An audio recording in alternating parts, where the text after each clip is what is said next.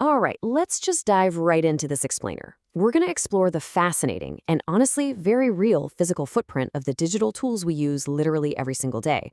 We tend to think of the cloud or artificial intelligence as these weightless, invisible forces just floating in the ether.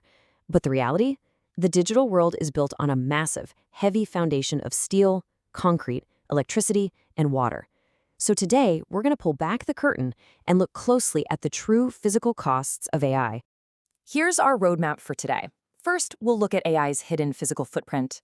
Then we'll tackle the data heat island claim, compare air versus land temperature, break down a skeptic's counterargument, and finally look at a real-world legal battle over public transparency. Starting off with Section 1, AI's hidden physical footprint. Let's see what the cloud actually requires on the ground. So, we often treat generative AI as this invisible magic trick, right? But every single prompt you type requires a tangible amount of physical resources just to cool down the servers. When you ask a chatbot to, say, write a cover letter or generate a funny image, there are powerful servers in massive warehouses processing that exact request.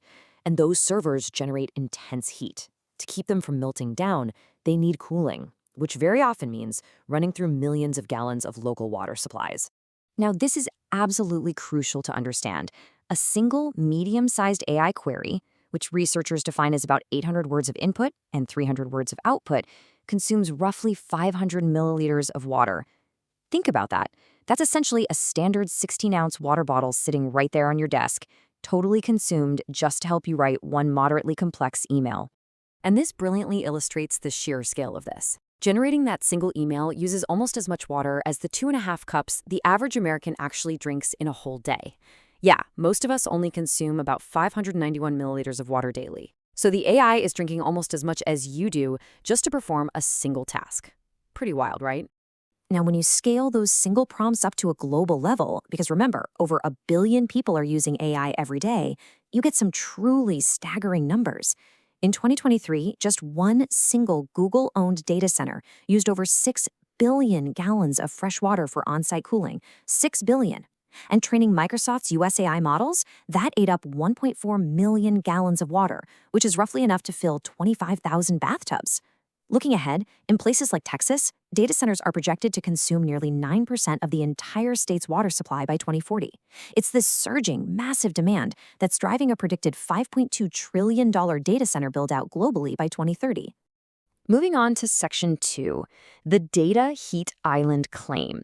Is AI actually warming the Earth? Let's take a look. Okay, so we've established the baseline footprints. Now let's examine a recent and highly publicized scientific study that made some frankly terrifying claims about data centers physically heating up our planet.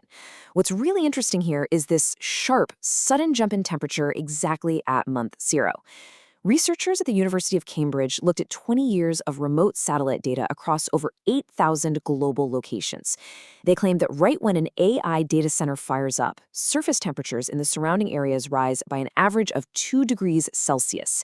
In extreme cases, they reported jumps as high as 9 degrees. To put that in perspective, that's roughly the difference between a pleasant winter morning in Delhi and a scorching May afternoon.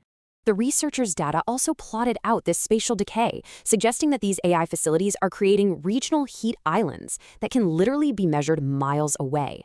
They found a measurable 1 degree Celsius increase extending as far as 4.5 kilometers out, with the overall effect stretching up to 10 kilometers away from the actual facility. As you can imagine, this led to media headlines all over the world. The study claimed that more than 340 million people worldwide live within these 10-kilometer radii and could be directly affected by this data heat island effect. Major news outlets ran with it, warning that data centers were causing dangerous, localized heat spikes. Which brings us to Section 3, air versus land temperature. We need to define some metrics here. Before we totally accept this terrifying scenario of AI servers cooking our neighborhoods, we have to carefully define what exactly those satellites are measuring. The absolute key to demystifying this study is understanding something called land surface temperature, or LST. LST is simply how hot a specific surface feels to the touch from the perspective of a satellite looking down through the atmosphere. It's measuring the physical surface itself, like a rooftop, a paved road, or a patch of dirt. It does not measure the ambient air temperature, which is the actual air that you and I breathe and live in. Think of it this way. Imagine stepping barefoot onto a baking black asphalt parking lot on a really hot summer day. That asphalt is going to burn your feet, right? It has a very high land surface temperature. But the air around you, up at chest level, might actually feel perfectly pleasant.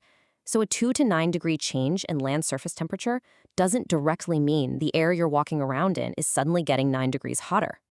All right, Section 4, the skeptic's counterargument. Let's look at the scientific pushback. Because of that important distinction, independent analysts argue the initial study made a massive methodological error by basically ignoring what was actually being built on the ground. Let's dive into the physics. Independent analyst Andy Masley basically ran the numbers and calculated that even if every single watt of a giant 100 megawatt data center's waste heat reached the ground over a 1.6 kilometer radius, it would only equal about 12.5 watts per square meter.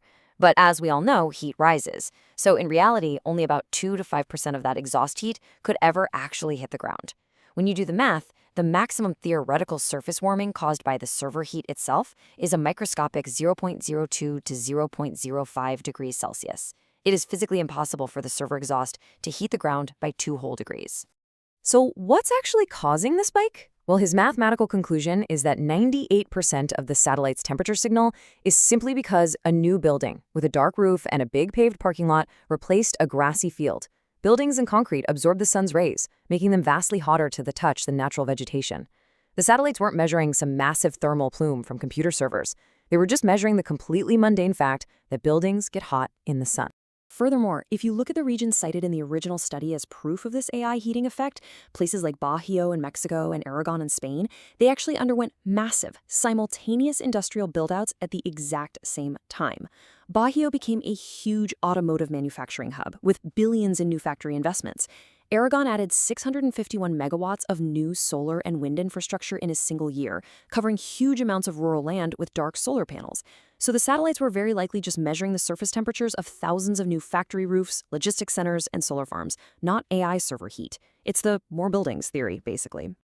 Now, for our final section, Section 5, the battle for transparency. Let's step back from the academic debate over satellite temperatures for a second and look at a very undeniable real-world issue. Local communities demanding to know exactly what these massive facilities are consuming. Over in Wisconsin, an environmental law group called Midwest Environmental Advocates is actively suing the state's Public Service Commission. They are fighting tooth and nail to unseal the projected energy demands for Meta's massive new $1 billion, 700,000 square foot data center campus that's being built in Beaver Dam. The utility company and the developers initially tried to hide these massive electrical load projections by claiming they were protected trade secrets. And to put the sheer scale of the local impact into perspective, according to the nonprofit Clean Wisconsin, just 2 of these hyperscale facilities could eclipse the energy needs of an entire state's residential population. Let that sink in.